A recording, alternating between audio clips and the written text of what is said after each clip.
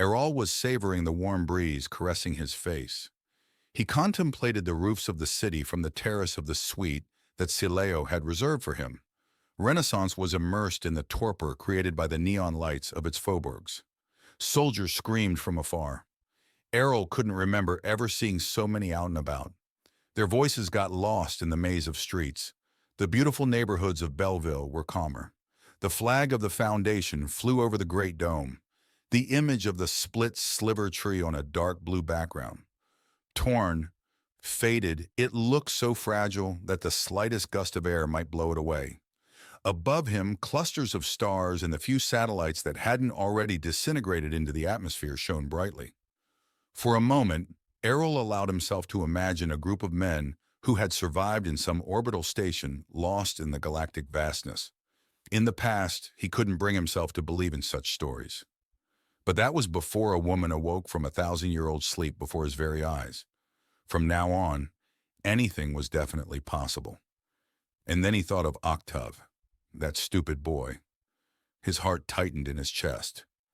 Suddenly feeling weak, Errol slumped into one of the two armchairs on the terrace.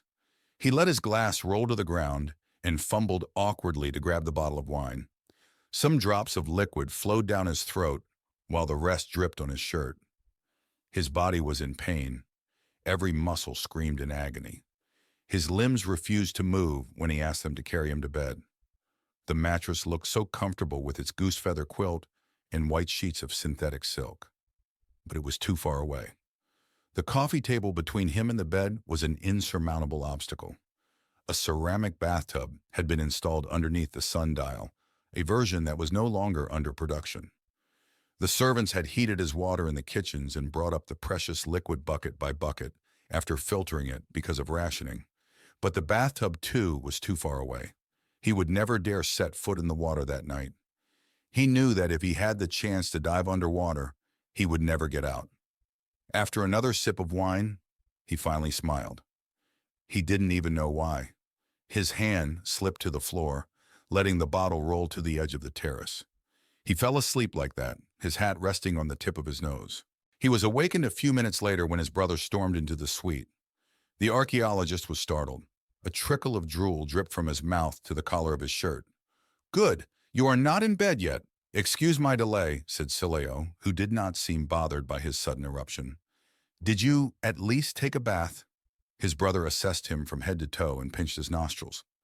Sileo's haughty manner irritated Errol to the core. Sileo had obviously forgotten where he came from. "You really do have a keen sense of smell for someone who was born in a radioactive dump," Errol moaned. His attempt to sit up straight failed. His legs refused to go any further, and he fell back heavily into his chair, his neck still hurt from the blow he had received from Suzanne. Sileo was busy tidying up the room despite its pristine condition. Errol had barely had time to cross it to get to the balcony. "Suzanne is awake?" he asked. "Wide awake. How can she be so resistant to sleeping pills?" Errol raised his eyebrows. "Are you really trying to drug her? We're going to have to break that habit." "Madonna, I tried, but nothing works." Sileo punched the chest of drawers. "What the hell is she made of?" "It's a bit brutal, isn't it? What is bothering you so much?" Errol asked when he saw his brother dusting a windowsill for the third time. The polluted air of Renaissance left its indelible mark on the furniture and the walls. Everything was covered in a thin yellowish film. If strict hygienic rules were not followed, it threatened to fill everyone's lungs to the point of asphyxiation. Death came slowly after years of respiratory complications. Of course, the less affluent populations were also the most severely affected. "Look, I don't know this girl," said Sileo, "and my implant never fools me. She's hiding something to shake the airwaves like that. All my barriers are red." It's true that Sileo had a gift for sniffing out trouble, Errol thought. But from there to drugging Suzanne, I am still leaning towards you not drugging your guests. Don't you think so? Yes, and for now it's best to let her move freely within the facility. She won't be able to get out, and she is keeping herself busy by emptying my supply of organic cockroach meat. His brother wanted to continue, but footsteps echoed down the stairs. Errol's blood froze in his veins when a middle-aged, brown-skinned woman crossed the threshold. It was Freya, the founder in charge of external and internal affairs, so essentially anything related to internal intelligence and the police. Sileo was in the process of announcing her arrival when the archaeologist uttered an audible curse before rising violently. Madame, Errol stammered, tilting his head gently. Etiquette wasn't his strong point, but Freya wasn't the kind of person to worry too much about those sorts of things. Is this your brother, Celio? She still retained a shadow of her Chandelou accent. It was a curious mix between the poetry of Hindi and the sagacity of Japanese. Her voice was deeper than he imagined, but Errol understood the reason as their guest took out of her metal purse a cigarette wrapped in red paper. Smoking was a luxury for most people in the highlands, but in the south, where tobacco was grown, it was a way of life. For Errol, it was nothing but additional pollution, but he would have killed to have one tonight. Between drags, Freya's voice broke the silence that had settled over the room. He looks nothing like you. Even Sileo could barely open his mouth in her presence. We both grew up in the nauseating alleys of our proud city, Freya, which makes us much more than brothers despite the absence of blood kinship. Errol and Salio never divulged their modest origins. It was a part of their lives that would remain forever engraved in their flesh, but which they both preferred to forget. Their friendship was the only thing they wanted to remember. They had decided years before that it was better that way. The owner of Bacchus's lair invited Freya to take a seat in the second chair opposite Errol. Then he went to fetch a new bottle of wine by the bed. He returned with a tray of dried mushrooms, a local specialty. Errol knew these mushrooms well and thought it best to refuse them. The Inquisition has made life difficult for you at the university, said Freya, who obviously hadn't wasted her time to come over here for an aperitif. It wasn't a question, but Errol still nodded. Sileo served 3 equal glasses of sparkling wine and handed them to his 2 guests. The archaeologist refused the offering, in spite of the fact that his throat had never been so dry. He coughed. Shortly after, Freya addressed him a tender smile before resuming, I got wind of what happened to the son of Greymar. Octave, right? Her almond-shaped eyes wrinkled at the edges, which lent her a certain charm. A tragedy, yes, Errol remarked. He finally picked up his glass and drank half of the liquid in one gulp. He winced when Freya looked him straight in the eye. Greymar is on the verge of burning down the floating city of Caracinthia.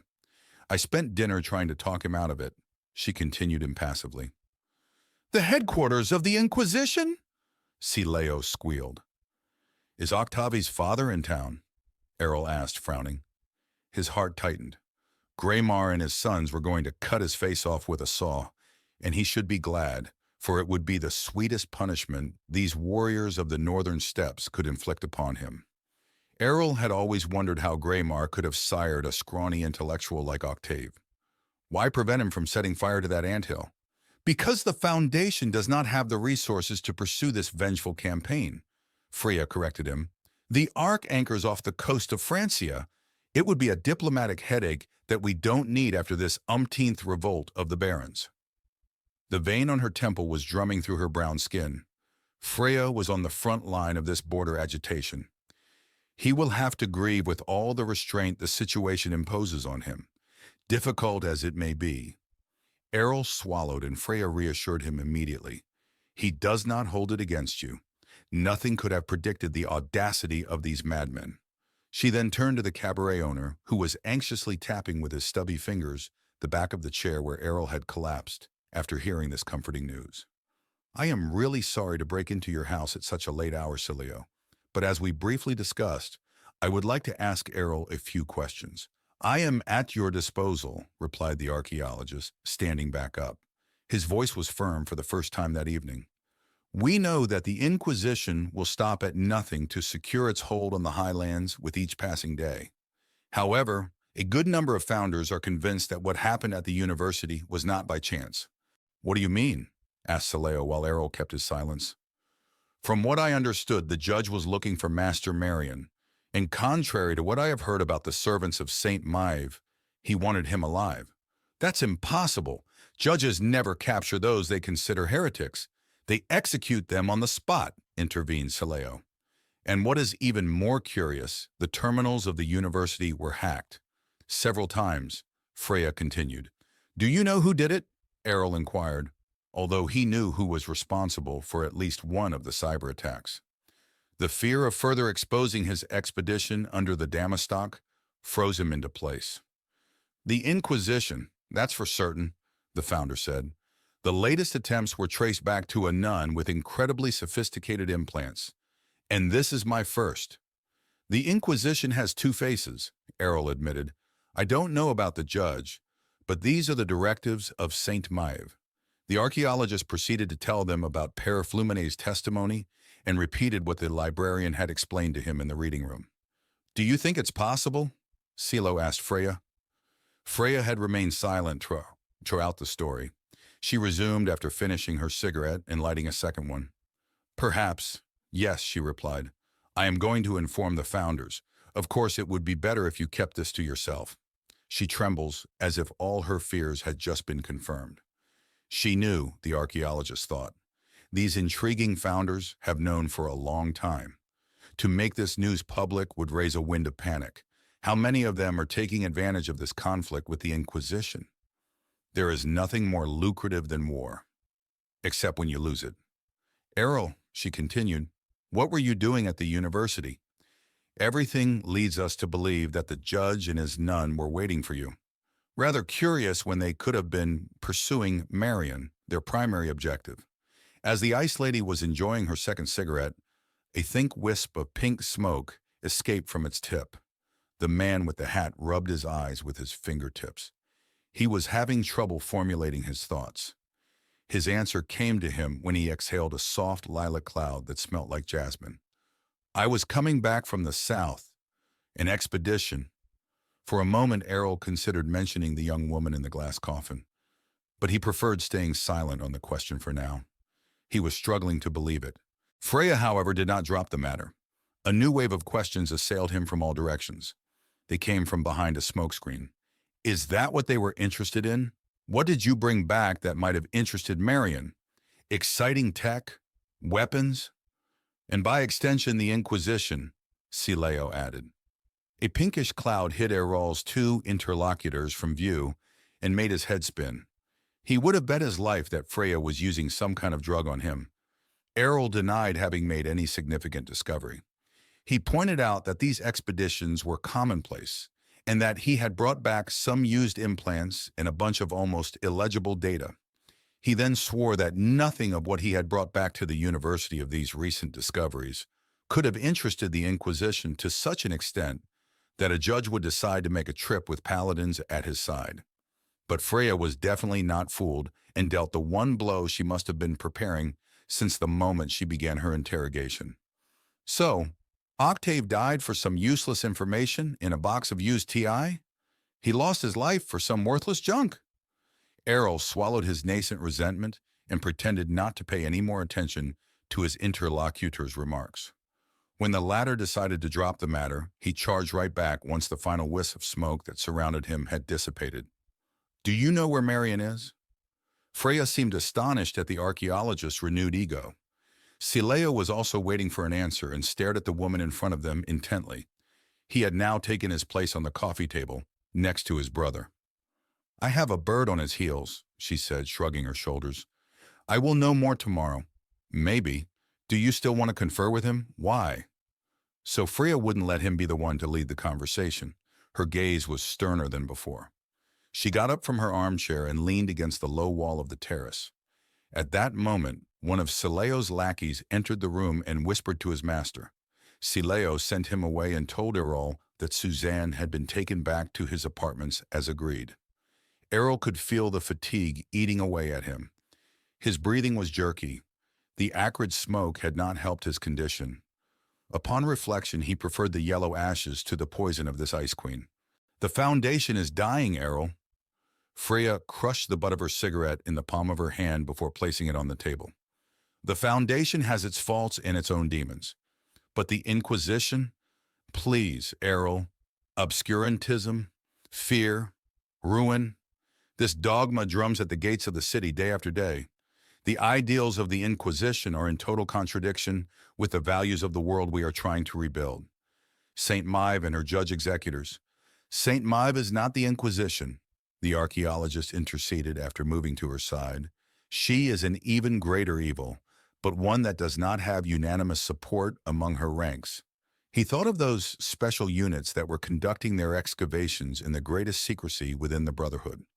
The judge himself had announced his disagreement with how the university operates. Technology no longer frightens them. They use it just like we do. They know the powers that lie dormant in the depths, and you knew about it. Freya stood frozen like a statue. Yes, she confessed. The offensives are multiplying, aren't they? I've never seen so many soldiers in the streets. The danger is now growing from within. Indeed, the Inquisition is winning more and more followers, Freya admitted. And whose fault is it? Mocked Averill in a much more threatening tone. Why don't you attack them before they gain power? Freya didn't answer right away. All corrupt, every single one of them. Does this state of Cold War make them really so rich? But she must realize that they are playing with fire with these fanatics. She knows that soon it will be too late. So she is desperate, ready for anything. Who is this woman? She snarled at last. She could no longer hide her Shandaloo accent. It appeared he had finally made her angry. She will be Herr Marion's concern, the only founder in whom I trust, and the only one with whom I will dialogue, replied the archaeologist without missing a beat. Very well. We can only hope that this judge and his nun don't run into him before we do, Freya concluded, referring to Marion. The foundress stood up and gave a brief nod to each of them. Then she left the room hurriedly. Averill was surprised. Their victory had been easier than expected. Much too easy. It's been a really bad day, he grumbled when Freya finally disappeared from his sight. How stubborn you can be. It's unbelievable, not wanting to tell her anything. I've never seen her contain her fury like that, Sileo commented, having emptied a second bottle since his arrival. Marion has always protected you, but if he doesn't come back, I owe nothing to this fascist. Averill interrupted him with a growl, before his brother attempted to calm him down. I think we all understood her bottom line, but not all the founders have the same vision as Freya. Averill knew what his relative was trying to explain to him. He was closer to the upper echelons. Are you sure you can trust me? Sileo asked before Averill took him in his arms. Of course, you bloody Italian fool, except when you drug your guess. Where did you find this blue-eyed pearl? So that's what the information you hacked from Marion's files led you towards. The documents talked about a compound under the Damastock. We came across her down there, in a sort of glass sarcophagus. She had been inside for 1,000 years, Averill confided. Oh? Sileo blinked. He wasn't expecting that answer. Who could have? Rather well kept for a mummy, he joked while looking at his reflection on the wine bottle. The judge had a nun with him. I am afraid she has already uncovered Suzanne's deal to the rest of them. The one with the eye implants? Another mystery. Regarding the girl, I thought that Freya will find him. I am certain she will. Nothing can escape her drones. They are everywhere these days, Sileo continued. What do you suggest we do in the meantime?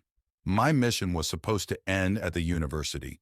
Instead of bringing back trinkets, I brought back the girl. I would get my bounty, and all would be good in the world. Averill pounded his fist on the table, crushing the smoking cigarette butts left by Freya. Then Marion could do what he wanted with her, dissect her or exhibit her in his museum. Averill paused, regretting his words. But, Sileo had taken the word out of his mouth. But this was not the time for an emotional outburst.